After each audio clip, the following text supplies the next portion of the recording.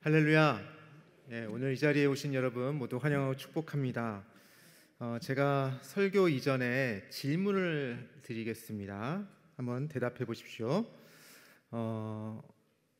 자신 있게 예라고 대답하실 수 있는 분들은 손을 들어 표해 주시기 바랍니다. 자, 질문 드립니다. 당신은 의인이십니까? 아무도 없네요. 네, 아무도 없습니다. 그러면 다시 손 안 드신 모든 분들께 질문 드리겠습니다. 당신은 악인이십니까? 아무도 손을 안 드시네요. 이게 어찌 된 일인가요? 악인도 아니고 의인도 아니고. 그럼 뭔가요? 죄인이 악인이죠. 나는 죄인입니다. 그런데 질문이 참 난감하죠. 여기 어느 누가 날 스스로 난 나쁜 놈이야 라고 이야기하겠으며 또 어느 누가 나는 의인이야 라고 생각하겠습니까? 그러면 질문이 잘못된 것일까요? 그런데 성경은 분명히 우리를 의인이라고 말합니다. 의인이 뭡니까? 의로운 사람이란 뜻이죠. 그 의롭다는 말이 우리를 헷갈리게 하는 개념이기도 한데 성경에서 말하는 의로움은 교회 밖의 비그리스도인들이 이야기하는 의인의 개념, 의로움의 개념과 다릅니다. 보통 우리가 어떤 사람이 의롭다고 할 때는 그것은 그 사람의 행위를 보고 얘기하는 경우가 많이 있죠. 그 사람이 정직하고 행실이 바르고 또 다른 사람에게 패끼치지 않는 것 정도로 그 사람을 의롭다고 하지는 않습니다. 우리는 어떤 사람이 그냥 불의를 지나치지 않고 바로 잡으려고 노력하고 또 힘이 약한 자를 돕고 죽어가는 자를 살리고 부당한 취급을 당하는 일을 대변하여 주는 등의 역할을 하는 사람을 의롭다라고 여기고 그를 의인이라고 말하죠. 그렇다면 이 기준에 부합하는 사람이 과연 몇이나 될까요? 그리 많지 않을 것입니다. 하루하루 먹고 살기도 힘든 판에 어떻게 다른 사람을 그렇게 적극적으로 도울 수가 있겠습니까? 나 하나 자기 자식들 건사하기도 쉽지 않습니다. 그런 세상 속에서 불의에 대항하여 힘써 저항하고 억울함을 겪고 있는 약자를 위해 손발 걷고 나서서 도울 수도 없고 그들을 위해 끊임없이 대변할 수도 없는 노릇입니다. 또 우리가 어떤 사람이 악하다고 할 때 그건 역시 그 사람의 행위를 보고 이야기할 때가 많이 있습니다. 그 사람의 생각이 교활하고 남들에게 피해를 끼치는 정도가 커서 자기 자신의 사적 이익만을 추구하는 그 사람을 악하다라고 하죠. 그런데 자신들은 결코 악하다고 생각하지 않습니다. 왜냐하면 그들이 믿는 세상은 물질 만능, 약육강식, 또 적자 생존 이런 부와 권력이 세상을 지배하는 방식을 따르기 때문입니다. 그래서 악한 사람이 자신의 사적 이익을 추구하기 위해서 누군가에게 물질적으로나 정신적으로나 육체적으로 피해를 끼치더라도 그들은 전혀 죄책감이나 또 거리낌을 갖지 않습니다. 왜냐하면 능력 없는 사람은 능력 있는 사람에게 도태될 뿐이기 때문입니다. 성공하면 모든 것이 용서된다 믿기 때문입니다. 그래서 어떠한 방법을 사용해서라도 성공하기 위해 자신의 모든 수단과 방법을 가리지 않습니다. 우리가 잘 아는 시편 1편에서 악인들의 특징이 나오는데 악인들은 자신의 지식과 경험과 인맥을 총동원하여 꾀를 내고 자기 자신을 부와 힘과 권력으로 나아가게 하는 길에 서며 또 결국 남들 위해 군림하여 오만한 자의 자리에 앉게 된다라고 말하고 있습니다. 오늘 나오신 분들 중에 자신이 그런 악인이라고 생각하는 분 하나도 없겠죠. 그리고 이렇게 악한 사람은 이 기도회에 나올 틈도 없을 것입니다. 그의 꽤 곧 계획을 수립하고 그것을 잘 실행하기 위해서 바쁘기 때문이겠죠. 이렇게 교활한 방식으로 계획하여 돈 많이 벌고 또 큰 능력을 얻게 되고 힘을 갖고 명예를 얻게 된 사람이 구태여 하나님을 필요로 할까요? 그렇지 않겠죠. 그리고 오히려 그러한 사람에게 필요한 것은 하나님이 아니라 그들의 성공을 위해 필요한 종교의 힘일 뿐입니다. 마태복음 7장 21절에 보면 예수님께서 제자들에게 이렇게 말씀하시는 것을 볼 수 있습니다. 우리 함께 한번 7장 21절 읽겠습니다. 시작. 나더러 주여 주여 행하는 자마다 천국 들어갈 것이 아니요 다만 하늘에 계신 내 아버지의 뜻대로 행하는 자라야 들어가리라. 아멘. 자, 그렇다면 여러분은 다시 한번 의인인가 악인인가 이 질문에 대답할 수 있죠. 위와 같이 사람의 행위 또는 그 행동을 하도록 하는 그의 동기를 기준으로 따른다면, 행동을 하도록 만드는 그 동기를 기준에 따른다고 한다면 우리는 의인도 아니고 악인도 아닌, 하지만 어쩔 때에는 세상의 질서에 순응하거나 타협하며 악인에게 가까운 것 같은 그 어느 중간 지점쯤 있는 거 아닌가, 그렇게 생각이 듭니다. 그런데 성경에서는 의인과 악인을 나누는 기준이 그 사람의 행위에 있지 않다는 것입니다. 성경에서 그가 의인인가 악인인가를 규정하는 것은 오로지 하나님의 판단에 달려 있는 것입니다. 하나님이 보시기에 의로우면 의인인 거예요. 하나님이 보시기에 악인이면 악인인 것입니다. 하나님의 판단이 절대적인 거예요. 시편 1편에서 복 있는 사람은 의인으로 표현되는데 그는 여호와의 율법을 즐거워하여 주야로 묵상하는 자이다. 시냇가에 심은 나무와 같이 철을 따라 열매를 맺는 자이다.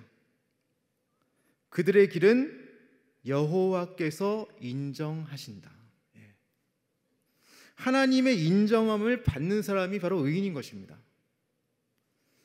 하나님과 동행하는 사람, 계속해서 하나님께서 기뻐하신 열매를 맺는 하나님의 인정함을 받는 사람이 바로 의인입니다. 자, 그러면 다시 처음의 질문을 다시 들어볼까요? 질문에 앞서 다시 한번 생각해 봐야 될 것은 하나님께서 나를 어떻게 생각하시느냐입니다. 자, 질문하겠습니다. 하나님 보시기에 당신은 의인입니까? 대답해 주세요. 하나님 보시기에 당신은 의인입니까? 아니. 다시 질문드립니다. 하나님 보시기에 당신은 악인입니까? 이것도 대답 못 하시겠어요? 그러면 당신은 악인도 아니고 의인도 아닙니까? 너무 자신이 없으시네요. 그래서 제가 오늘 이 말씀을 설교하는 겁니다. 오늘 로마서 1장 17절 말씀을 다시 한번 읽어보도록 하겠습니다. 함께 읽겠습니다. 시작. 복음에는 하나님의 의가 나타나서 믿음으로 믿음에 이르게 하나니 기록된 바 오직 의인은 믿음으로 말미암아 살리라 함과 같으니라. 아멘. 다시 한번 읽어볼게요. 시작. 복음에는 하나님의 의가 나타나서 믿음으로 믿음에 이르게 하나니 기록된 바 오직 의인은 믿음으로 말미암아 살리라 함과 같으니라. 아멘.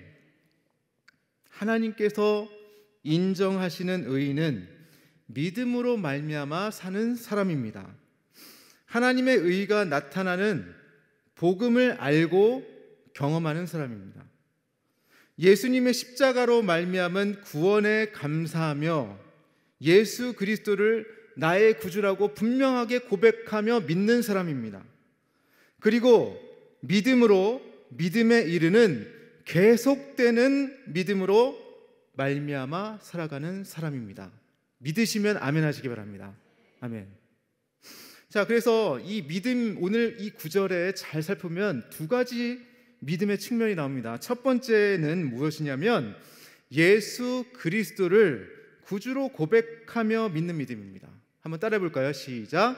예수 그리스도를 구주로 고백하며 믿는 믿음. 자, 의인은 믿음으로 말미암아 구원받는 사람입니다. 그 믿음으로 말미암아 하나님께서 믿는 자를 의인으로 여기십니다. 자, 여러분은 다 구주를, 예수를 구주라 믿죠? 그러면 여러분은 누구입니까? 의인입니다. 하나님께서 여러분을 의롭다 칭해 주셨기 때문에 예수를 구주로 믿음으로 여러분은 의인이 되셨습니다. 의인으로 여김을 받는 것입니다. 두 번째, 함께 또 보기로 하는데요. 오늘의 삶을 살아가며 증명되는 믿음이 있습니다. 함께 읽어보겠습니다. 시작. 오늘의 삶을 살아가며 증명되는 믿음. 하나님께서 맡겨주신 일들을 잘 감당하는 일을 하나님께서 인정하십니다. 어렵고 힘든 상황 속에서 믿음으로 말미암아 삶을 살아냅니다. 의인은 믿음으로 말미암아 주어진 환경을 초월하며 넘어서며 나아갑니다. 그게 믿음의 사람입니다. 이 두 가지를 잘 봐야 합니다. 우리의 믿음은 예수를 구주로 고백하며 나아가는 믿음의 측면, 구원의 조건이 되죠. 또 동시에 우리의 삶으로 나타나는 믿음으로 말미암아 살아가는 믿음이 있는 것이죠.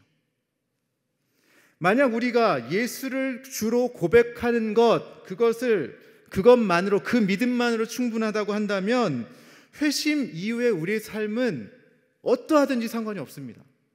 이미 나는 구원을 받았기 때문에, 이미 나는 믿음으로 구원을 얻었기 때문에 예수를 주로 고백하는 것이 천국 입장권과 같기 때문에 더 이상 이후의 삶은 필요가 없죠. 이미 나는 그 입장권이 유효기간이 다하거나 효력을 정지당하지 않는 이상 나는 구원을 받았고 난 천국 가는데 문제가 없어요. 그러니까 이후의 삶이 중요하지가 않게 되는 거예요. 그러나 성경은 믿음이 우리의 삶을 변화시킨다라고 분명히 증거합니다. 나는 구원받았다, 나는 죽어서 천국 간다 분명히 믿더라도 그의 삶이 그리스도인답지가 않다면 정말 그는 구원받은 것일까요? 그의 열매로 그 나무의 선악을 판단하시겠다라고 우리 주님이 말씀하셨는데 내 믿음의 열매가 맺히지 않았는데 내가 과연 믿음으로 구원받았다라고 자신할 수 있는 건가요? 그래서 야고보 사도는 행함이 없는 믿음은 죽은 것이라고 말씀했던 것입니다. 독일의 신학자이며 목회자였던 디트리 보네퍼는 교리적으로 이해하고 입술로 믿는다고 고백하면서도 삶이 변하지 않는 그러한 믿음을 가지고 값싼 은혜라고 칭했습니다. 그 값싼 은혜를 대가나 노력 없이 얻는 은혜, 교리, 원리, 체계로 이해되는 은혜라고 하였으며 또 하나의 하나님의 사랑에 따라 받는 그 이념과 같은 은혜라고 하였습니다.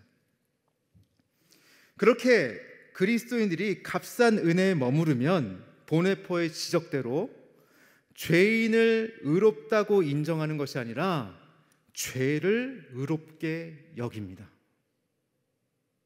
이해되십니까?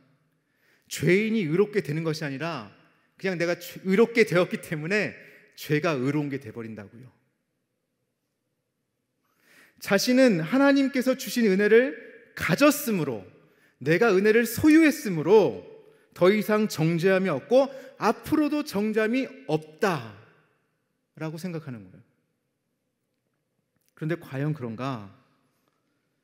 예수 그리스도께서 십자가에서 죽으신 사건이 나의 앞으로의 삶의 모습과 전혀 상관이 없이 효력을 발생합니까? 내가 이전과 같이 죄를 짓고 그리스도인답지 않게 삶을 살아도 여전히 우리 주님의 십자가는 내가 언제라도 꺼내들 수 있는 면죄부가 됩니까? 내 삶이 변하지 않는데 주님의 십자가를 바라보면 그냥 무조건 면제가 되는 것입니까? 사도 바울은 스스로를 예수 그리스도의 종이라고 말하고 또 예수 그리스도의 사도라고 말하면서도 그는 이렇게 자신을 얘기하죠. 나는 죄인 중에 괴수다.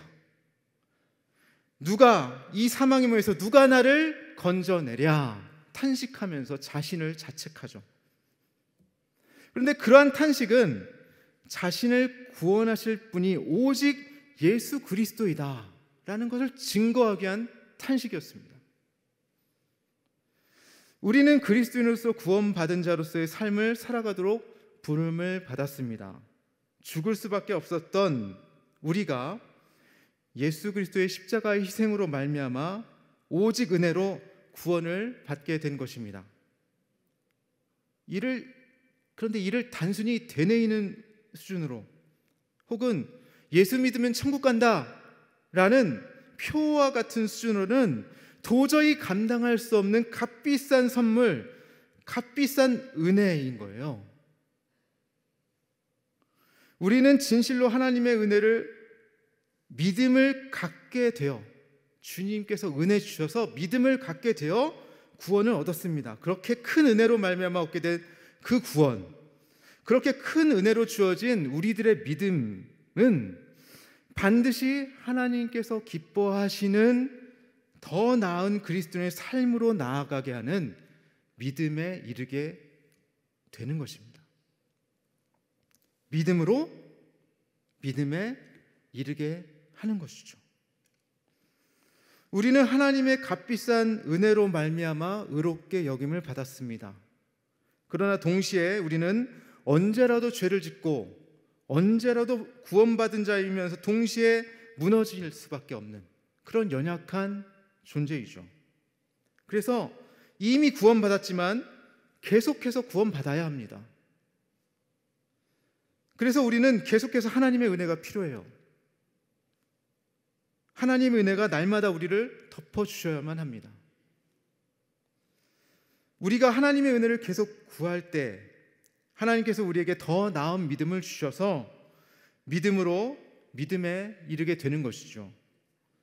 이전보다 더 영적으로 성숙하게 되고 또 이전보다 하나님께서 기뻐하시는 뜻이 무엇인지를 더 알게 되는 것입니다. 그래서 우리는 계속해서 믿음으로 은혜를 구해야 합니다.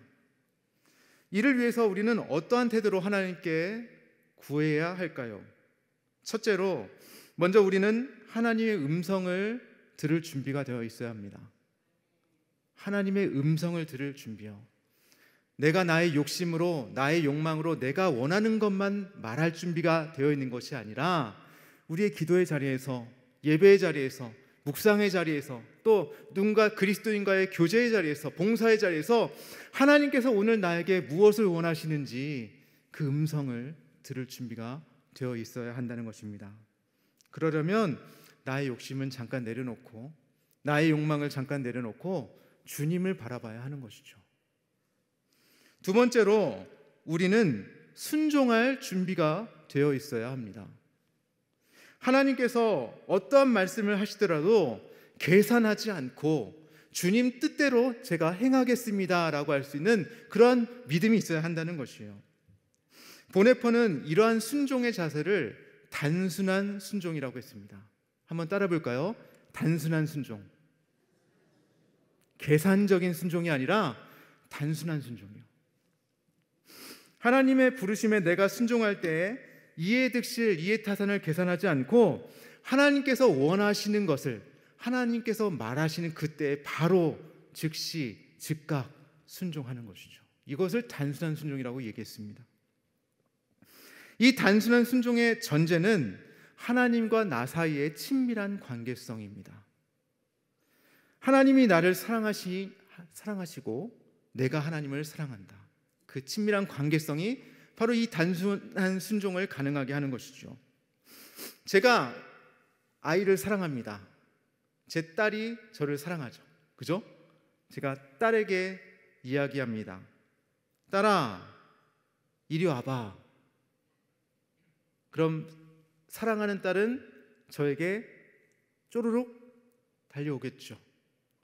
근데 딸이 좀 컸습니다. 사춘기 시절입니다. 아직 아닙니다. 이거는 가상의 현실을 말씀드린 겁니다. 네. 그리고 아빠에게 무척 실망하고 이제 아빠를 보기도 너무 싫은 거예요. 그러면 어떻게 하겠습니까? 딸아, 이리 와봐라. 그러면 대답을 하지 않습니다. 한 번 더 묻습니다. 딸아, 이리 와봐라. 왜? 잠깐 와서 아빠랑 같이 산책하자. 나 바빠 죽겠어. 응? 동생이랑 같이 가. 왜 바쁜 나를 맨날 불러가지고 이러지 않겠습니까? 예, 다 경험해 보셨죠? 사랑의 관계성, 인격적 친밀함이 어느 순간 깨어지고 상하게 되면 이런 현실이 있는 것이죠. 인격적인 친밀함이 없다면 우리는 즉각적인 순종으로 나아갈 수가 없습니다. 사랑하면 응답합니다. 사랑하면 기꺼이 내어줍니다. 하나님께서는 우리를 진정으로 사랑하시는 분이시기에 자신의 전부와도 같았던 독생자를 내어주셨습니다. 우리는 하나님을 사랑한다면서도 그분의 부르심에 어떻게 응답하고 있는지요? 우리는 나의 무엇을 사랑하는 주님께 내어드리고 있습니까? 단순한 순종은 주님께서 원하시는 것을 주님께서 원하시는 그때에 바로 내어드리며 순종하는 것입니다. 예수님께서 한 부자 청년에게 말씀하시죠. 내가 온전하고자 할진대 가서 내 소유를 팔아 가난한 자들에게 주라. 그리고 와서 나를 따르라. 그리고 부자 청년은 그 말을 듣고 즉각적으로 순종할 수가 없었습니다. 왜냐하면 자신의 가진 소유가 눈에 아른거리기 때문이죠. 내가 어떻게 번 돈들인데, 내가 지금까지 이걸 하느라 얼마나 고생했는데 이걸 포기할까? 근데 그가 주님께 나왔을 때는 이유가 있었잖아요. 그가 재물로도 채워지지 않는 갈급함 때문에 주님께로 나왔는데 결국 그 갈급함을 해결하지 못하고 그는 주님 곁을 근심하며 떠나갑니다. 놓지 못해서. 우리는 어떠합니까? 우리는 주님이 되시는 예수 그리스도의 음성을 날마다 있는 그대로 들으려 하고 있습니까? 혹은 내가 갖고 싶은 것, 누리고 싶은 것만 여전히 아뢰고 있지 않나요? 주님께서 나에게 말씀하실 기회는 주지 않고 똑같은 요구만 계속하고 있지는 않나요? 또 말씀하시더라도, 나에게 말씀이 들려오더라도 나에게 어떤 유익이 있을지, 이것을 하면 나에게 닥칠 손해는 무엇인지 계산기를 두드리다가 순종의 때를 놓치고 있지는 않습니까? 주님의 음성에 단순하게 순종하는 것이 예수 그리스도를 따르는 제자의 삶이고 의인의 삶입니다. 나의 주님이신 예수 그리스도와 동행하는 삶이 바로 의로운 자의 삶입니다. 오늘 로마서 1장 17절을 한번 다시 읽어보겠습니다. 함께 읽어보겠습니다. 시작. 복음에는 하나님의 의가 나타나서 믿음으로 믿음에 이르게 하나니 기록된 바 오직 의인은 믿음으로 말미암아 살리라 함과 같으니라. 아멘. 복음은 우리에게 거저 주어진 것입니다. 그렇게 값을 치르지 않았다고 하여 값싼 것이 아닙니다. 그것은 하나님의 아들이신 예수 그리스도의 죽음이라는 큰, 우리가 절대로 갚을 수 없는 값비싼 희생이었습니다. 그렇게 주어진 것, 그렇게 드러난 하나님의 의로 우리는 믿는 자가 되었습니다. 우리는 구원받았습니다. 그리고 우리의 주님이신 예수님께서는 우리로 하여금 은혜에 합당한 믿음으로 나가도록 오늘도 우리에게 지속적으로 말씀을 걸어오십니다. 사랑하는 자야, 나와 함께 가자.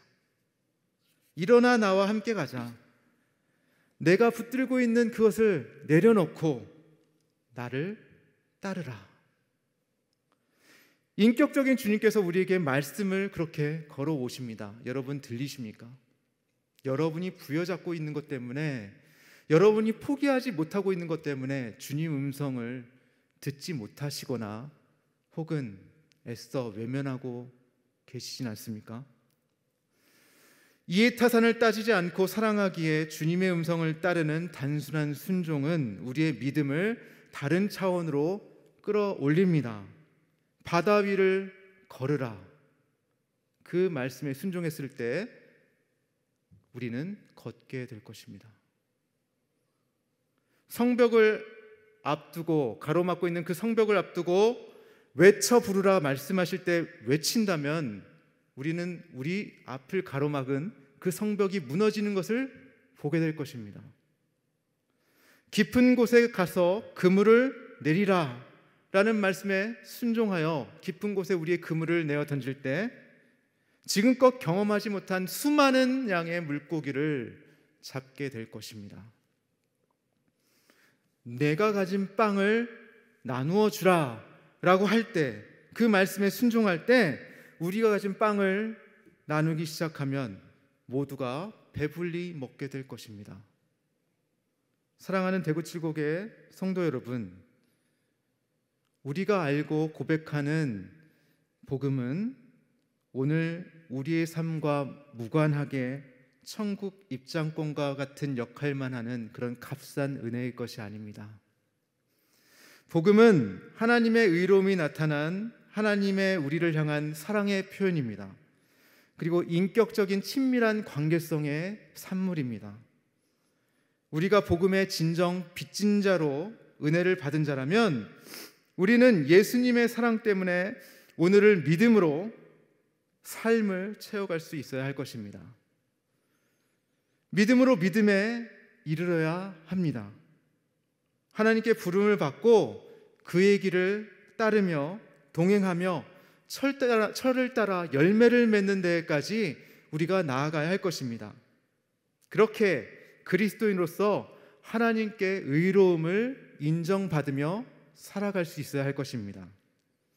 의인은 믿음으로 말미암아 오늘의 삶을 살아갑니다. 우리 모두가 하나님께서 주신 그런 값비싼 은혜를 늘 마음에 새기고 감사함과 기쁨으로 그 믿음을 가지고 의인의 길을, 복 있는 자의 길을, 제자의 길을 함께 걸어갈 수 있기를 주님의 이름으로 축복합니다.